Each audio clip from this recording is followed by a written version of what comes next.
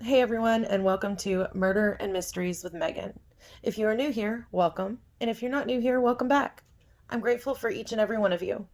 I would love it if you would stick around and maybe comment below or give this video a thumbs up if you enjoy it, and if you'd like to see more collaborations here on my channel. In today's video collaboration with Pixel Gamer Girls, I'm going to be telling you a little bit about Bonnie and Clyde. Well, they will be making some food and even some drinks that are associated with Bonnie and Clyde and their story.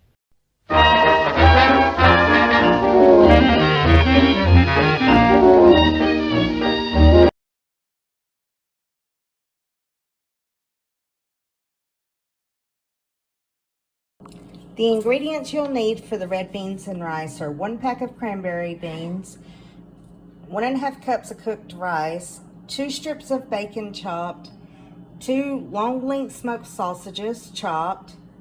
You will also need a half of a large onion, half of a green pepper, 3 ribs of celery, 3 cloves of garlic, 3 bay leaves, 2 to 3 sprigs of thyme, a dash of Worcestershire sauce, a dash of Tabasco, and a tablespoon of Creole seasoning.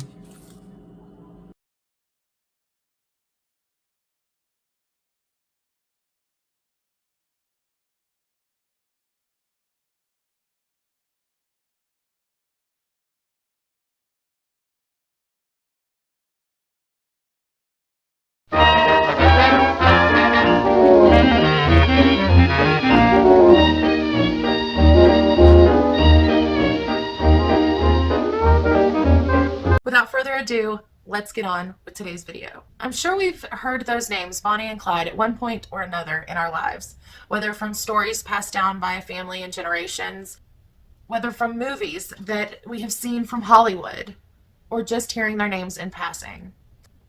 With today being Valentine's Day, I want to tell you the story about Bonnie and Clyde. Let's dial back to the 1930s. In fact, January of 1930, back in Dallas, Texas. At this time, a young, petite 19-year-old Bonnie Parker was at a friend's house of hers when on the door came a knock. Her friend opened the door, and who did she see standing there but Clyde Barrow? The two were introduced to each other, and pretty much the rest is history. Bonnie Elizabeth Parker was a 19-year-old young woman from Rowena, Texas. She loved acting, poetry, and music, and she often dreamed of becoming a big star in Hollywood one day. And she had a weakness for, I guess what you could call bad boys. Clyde Chestnut Parker was 21 at the time of meeting Bonnie. He loved music as well, and he kind of got into some trouble with his brother, Buck, before he met Bonnie. But that just made him that much more appealing to Bonnie, since, of course, as I said before, Bonnie loved bad boys, and Clyde was kind of the epitome of a bad boy at this point. Instantly, the two were attracted to each other and started bonding over their love of music and pretty much hit it off right away. Instantly, the two were attracted to each other, and thus began the story of Bonnie and Clyde. Their love was one out of a romance novel that would have been written in the Wild Wild West, it seems, full of love and crime and passion. However, after meeting in January of 1930, the whirlwind romance was cut short. By February of that year, Clyde was arrested on charges from before he and Bonnie had met. Of course, with Bonnie and Clyde's relationship being so new and such a whirlwind romance, the two were quite upset when Clyde got arrested, and immediately Bonnie started making plans to go see him while he was in jail. During one of these trips, Bonnie decided that she was going to help out Clyde after he had asked her to get him a gun to help him and some of his accomplices escape. Of course, as much as she loved Clyde, Bonnie obliged. She got the gun and she snuck it into Clyde. Clyde and his accomplices were able to make an escape out of the prison, and before you knew it, Bonnie and Clyde were once again reunited. However, Clyde and his accomplices' freedom wouldn't last long. By the end of March, Clyde would be arrested once again. The two lovebirds, of course, were absolutely heartbroken over the fact that Clyde had been arrested again after all that they had been through, and he was actually sentenced to 14 years in prison. Of course, this seemed like an incredibly long time for two lovers who had just begun their romance, and they were distraught. Bonnie would go and she would see Clyde. Of course, these visits started to become less frequent. In fact, while he was in jail, Bonnie had started seeing another guy. Now, Clyde thought he was going to have to spend 14 years in jail. However, after just 2 years in 1932, Clyde was paroled. His mother had been petitioning the court and she was successful. Now, by February of 1932, when he was paroled, Clyde went immediately and found Bonnie. Bonnie dropped her boyfriend, and once again, Bonnie and Clyde were together. Now, at this point, Bonnie and Clyde's life of crime would continue to ramp up. It was just beginning. After Clyde got out of prison, his attitude went from what people described as being more of just a young bad boy who just had a bad streak to a snake. See, Clyde had had something really detrimental happen to him while he was in prison. Now, this incident in jail really changed Clyde. And after that, his life of crime just increased day by day, becoming more and more violent as days went on. Petty theft and robbery, stealing cars, things like that, ended up turning into armed robbery, and even murder would soon ensue. In April of 1932, he had actually tried to rob a hardware store. It went wrong. Bonnie was arrested. Now, during the time that she was in jail awaiting trial, Clyde and one of his accomplices actually tried to rob a local gas station. Something went wrong, and the owner of the store was killed. Bonnie was released shortly after this, and despite pleadings from her mother for her to come home, Bonnie, of course, went right back to Clyde. By this point, most of the Barrow Gang members had been in jail or prison. They'd been arrested for robbery and stealing cars, things of that nature, robbing banks and local stores. However, now murder was added to the rap sheet. Of course, this only intensified the paranoia of the group, and they continued to hide and try to keep a lower profile. However, alcohol and a low profile don't tend to mix well together. In fact, in August of 1932, Clyde was outside of a dance in Oklahoma. During this time, he and a friend of his, Hamilton, were drinking. He was a known member of the gang as well. They had gotten a little rowdy, and cops were called. As the cops approached Clyde and Hamilton, things went wrong. This would ultimately lead to the first law enforcement officer that was killed by the Barrow Gang. In turn, the search for Clyde Barrow and the Barrow Gang would only intensify.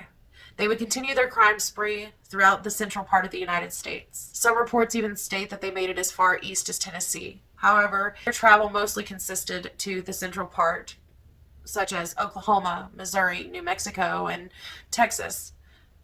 They wanted to stay as close to family as they possibly could. No matter how many times or how long that Bonnie and Clyde were on the run for, seeing their family, seeing their moms and their immediate family was a priority to Bonnie and Clyde. Between August of 1932 and March of 1933, the gang continued running from town to town, and one by one, members of the gang were captured. Bonnie and Clyde were still on the run. And by this point, they'd had another person named W.D. Jones, who was now a part of the group. In March of 1933, Clyde's brother Buck was released from prison. Now, of course, Buck and Clyde were known to get into some trouble before. However, Buck had gotten married, and his wife Blanche supposedly had straightened him out. Now, some people say that Blanche and Buck had gone to meet up with Bonnie and Clyde to help convince Bonnie and Clyde to come back home, face consequences of any of their actions, and just live a normal life free of crime. However, that didn't happen. In April of that year, the group consisting now of Bonnie, Clyde, Buck, Blanche, and W.D. Jones were hiding out in Joplin, Missouri. Neighbors had noticed some suspicious activity at the house nearby and decided to call police to report that they thought maybe somebody was bootlegging next door. So, of course, police officers came to the hideout. A shootout ensued, and 2 police officers were in turn killed. This is when things got even crazier for the group. See, whenever police officers came to their hideout in Joplin, Missouri, no one was expecting them. Of course, the gang decided to make a quick getaway, jumped in the cars and left, but not without leaving behind some personal items. Among these items were poems that Bonnie had written, and even a roll of film with pictures of the group was left at the scene. This roll of film is ultimately what led to Bonnie and Clyde becoming the notorious criminals that they are in today's history. Because before this, sketches were made and wanted posters were given out and newspaper articles came out, things like that. It wasn't until then that people had seen a different side of the criminals. Pictures included ones of Bonnie and Clyde posing for different photographs, pictures of Blanche and Buck in WD. All of these photographs would be on this roll of film. These photographs would later be published in newspapers across the country, bringing more and more notoriety to Bonnie and Clyde. For the next little while, the outlaws did what they had to do to get by. Reportedly, they got food when they had to, vehicles, money, things like that, only when it was necessary, and they had nothing else. They were trying as best as they possibly could to keep a low profile. It wasn't until June of 1933 that Bonnie and Clyde ended up getting into a car accident. Bonnie was injured. Eyewitness accounts state that you could even see the bone in some places where she had been burned that badly. Bonnie and Clyde headed to the Pritchard farm where they asked for help. WD had joined them. Law enforcement, keeping an eye out for everything going on with the Barrow gang, had caught wind of maybe some of them potentially being at the Pritchard farm. Law enforcement arrived on the farm. However, Bonnie, Clyde, and WD were able to still manage to get away. By the following month, on July 20th, the group were all hiding out at the Red Crown Tourist Court in Platte City, Missouri. Law enforcement was tipped off and went after them. Again, the group was able to get away. However, this time it was not unscathed. Clyde's brother was shot in the head, and Blanche, Buck's wife, had been hit in the eye with shards of glass, which ultimately led to her being blind for the rest of her life. Only 4 days later, law enforcement caught back up to the group. This time, they were in Iowa, near an abandoned amusement park, where they had stopped to rest and try to recuperate after everyone's injuries. The group had in fact tried to leave the area a couple of times. However, Buck's injuries prevented them from getting very far, and they had to go back. During the hail of gunfire on this day, Bonnie, Clyde, and WD managed to get away. Due to his injuries, Buck was unable to run, and Blanche, fearing for her husband and his safety, yelled and surrendered and let the officers know he had already been shot. Buck ended up dying later on, and Blanche was arrested and put in jail. By January of 1934, Bonnie and Clyde were again on their own. It was just the two of them, still on the run. But instead of running away from prison and capture, they ran towards it. See, ever since Clyde had been arrested and sent to prison in Eastham Prison, he had been planning to get back at Eastham Prison somehow, someday. On January 16th, Bonnie and Clyde broke out 5 different men from Eastham Prison. During this raid, however, 2 more officers were killed. By April of 1934, 1 month before the couple's deaths, state law enforcement, FBI, and Texas Rangers were all hired together to try to capture Bonnie Parker and Clyde Barrow. So how were they captured ultimately? After the prison break, one of the men who had escaped was named Henry Methvin. Bonnie and Clyde had told Henry that they would take him to Louisiana to see his family. However, of course, law enforcement were already looking at all of the family members of the escaped convicts, and they had already been pressuring Henry Methvin's father. Henry Methvin's father ended up making a deal with them that if his son could get a lesser sentence, that he would help catch Bonnie and Clyde. Now, this was something that Bonnie and Clyde wouldn't expect, because of course Henry Methvin had been someone that they had known for years, and Clyde had even helped out the Methvin family, buying them a truck at one particular time. This truck that had been given to Henry Methvin's family, his father pretended that it had broken down on the side of the road. Of course, when Bonnie and Clyde came down this road on May 23rd of 1934, the law officers would be lying in wait. As Bonnie and Clyde came down the road and slowed down to see if Henry's father needed any help, it was too late. Frank Hamer, Manny Galt, Bob Alcorn, Ted Hinton, Prentice Oakley, and Henderson Jordan stepped out of the shrubbery and took fire. Bonnie and Clyde had nowhere to run this time. The couple had reached the end of their crime spree, but their names will forever be remembered in history together. Two of the most infamous criminal lovers.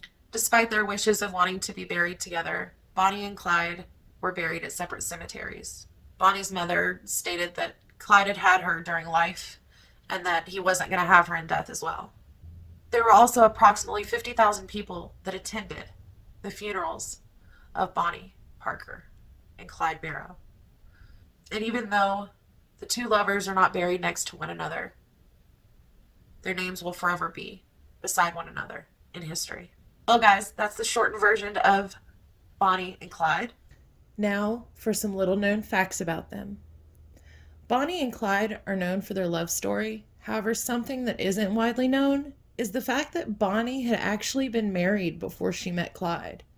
When she was around 16 years of age, Bonnie met a man named Roy Thornton and fell in love.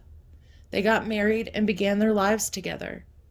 However, due to being as young as they were, Roy being known to be unfaithful to Bonnie, and his troubles with the law, the two of them were estranged, and he was in prison even on the day that Bonnie and Clyde were killed. Actually, until the day that she died, Bonnie would still wear the wedding ring that Roy had given her, and she even had a tattoo in honor of their relationship on her thigh, right above her knee. Before meeting Bonnie, Clyde had actually applied to join the Navy. He got a tattoo to commemorate him joining with the letters USN on it. However, Clyde was ultimately unable to join the Navy, and he got the tattoo for no reason. Of course, Clyde had a criminal past before meeting Bonnie. His first arrest, in fact, was over him returning a rental car too late. Even though these charges ended up being dropped, it still appeared on his record, and this was just the beginning of Clyde's encounter with the law. However, his next arrest, only 3 weeks later, was quite comical if you ask me. He was arrested for being in possession of a truckload of stolen turkeys. But we all know that all of his crimes, unfortunately, weren't as entertaining as that one had been. During his stint in Easton Prison, Clyde either cut off his toes or had them cut off. His big toe and part of his second toe on his left foot was cut off with an axe. He ultimately had done this to get out of the work camp there at prison. However, after he did it, he was released in less than a month, so his sacrifice was made in vain. The rest of his life, he walked with a limp. Other than his criminal past, Clyde loved the Ford V8. In fact, when they would steal cars, Clyde would intentionally pick the V8 over any other vehicle. He loved it so much that he had to write a letter to Henry Ford telling him this. While I still have got breath in my lungs, I will tell you what a dandy car you make. I have drove Fords exclusively when I could get away with one. For sustained speed and freedom from trouble, the Ford has got every other car skinned. And even if my business haven't been strictly legal, it don't hurt anything to tell you what a fine car you got in the V8. Yours truly, Clyde Champion Barrow. Now, this is the name he went by rather than his given name, Clyde Chestnut Barrow. Another thing that was important to Bonnie and Clyde was their family. No matter how long they were on the run for, they would always manage to send notes or letters to their loved ones if they couldn't figure a way to actually see them in person. In one interview with Clyde's sister, she says she remembers Clyde leaving an old Coke bottle or something in the front yard with notes to his mom in them, whether it was just to say hello or to tell them where to meet. Their family was always a priority to them. Clyde also loved music. He played guitar and even taught himself to play the saxophone. Other than Bonnie, music was Clyde's love. Now, Bonnie, she wanted to be an actress. She was in pageants, talent shows, anything to be on stage to sing, all while imagining her name in the lights and being in the movies. Even though they wanted to be famous, little did they know that ultimately there would be movies made about them, and almost 100 years later, people would still be speaking their names. We also know that Bonnie was into poetry and photographs because there were some of those items in the personal items that were left behind in their hideout when it was raided. But one of her poems in particular seemed to eerily outline their lives, even stating that they would die together. The only thing that seemed to be different from their actual lives is the fact that the couple was not buried together in the end. You've read the story of Jesse James, of how he lived and died. If you're still in need of something to read, here's the story of Bonnie and Clyde. Now, Bonnie and Clyde are the Barrow Gang. I'm sure you all have read. How they rob and steal, and those who squeal are usually found dying or dead. There's lots of untruths to these write-ups. They're not so ruthless as that. Their nature is raw. They hate all the law, the stool pigeons, spotters, and rats. They call them cold-blooded killers. They say they are heartless and mean. But I say this with pride, that I once knew Clyde, when he was honest and upright and clean. But the laws fooled around, kept taking him down and locking him up in a cell, till he said to me, I'll never be free, so I'll meet a few of them in hell. The road was so dimly lighted, there were no highway signs to guide, but they made up their minds if all roads were blind, they wouldn't give up till they died. The road gets dimmer and dimmer, sometimes you can hardly see, but it's fight man to man, and do all you can, for they know they can never be free. From heartbreak some people have suffered, from weariness some people have died. But take it, all in all, our troubles are small, till we get like Bonnie and Clyde. If a policeman is killed in Dallas, and they have no clue or guide, if they can't find a fiend, they'll just wipe their slate clean and hand it on Bonnie and Clyde. There's 2 crimes committed in America, not accredited to the Barrow mob. They had no hand in the kidnap demand, nor the Kansas City depot job. A newsboy once said to his buddy, I wish old Clyde would get jumped. In these awful hard times, we'd make a few dimes if 5 or 6 cops would get bumped. The police haven't got the report yet, but Clyde called me up today. He said, don't start any fights. We aren't working nights. We're joining the NRA. From Irving to West Dallas Viaduct is known as the Great Divide, where the women are kin and the men are men, and they won't stool on Bonnie and Clyde. If they try to act like citizens and rent them a nice little flat, about the 3rd night they're invited to fight by a subgun's rat-a-tat-tat. They don't think they're too tough or desperate. They know that the law always wins. They've been shot at before, but they do not ignore that death is the wages of sin. Someday they'll go down together, and they'll bury them side by side. To few it'll be grief, to the law a relief, but it's death for Bonnie and Clyde. When the photographs were found in their hideout to be printed in the newspapers in the following days, Bonnie was upset, not because of the fact that their personal items were gone per se, but because the most well-known and published photo of her, the one with the cigar in her mouth and the gun on her hip, she was upset because everyone thought that she smoked cigars. However, this was just her posing, and she told others that she wanted everyone to know that she did not smoke cigars, and that she only smoked cigarettes. After Bonnie and Clyde were captured, and their car was towed through town with their slain bodies inside, people crowded around, jumped on the edges of the car, and were reaching inside. They were even trying to take so-called souvenirs off of their dead bodies. Clyde's family even went to Bonnie's funeral. However, Bonnie's family didn't go to Clyde's. Now that we have talked about the story of Bonnie and Clyde and even little-known facts about them, did you know the story of Bonnie and Clyde before? Did you know that Bonnie loved acting and poetry and that Clyde loved music and cars? Or did you know that Bonnie had been married before she met Clyde? I look forward to hearing your thoughts in the comments below. I hope you enjoyed today's video collaboration with Pixel Gamer Girls. If you did enjoy our collaboration, please either comment below or give this video a thumbs up to let us know if you would like to see more videos like this in the future. Oh, and don't forget the link is in the description of today's video. So make sure to click the link and check out Pixel Gamer Girl's video, where the full directions and recipes will be that were featured in today's video. Anyways, guys, I hope you have a happy Valentine's Day.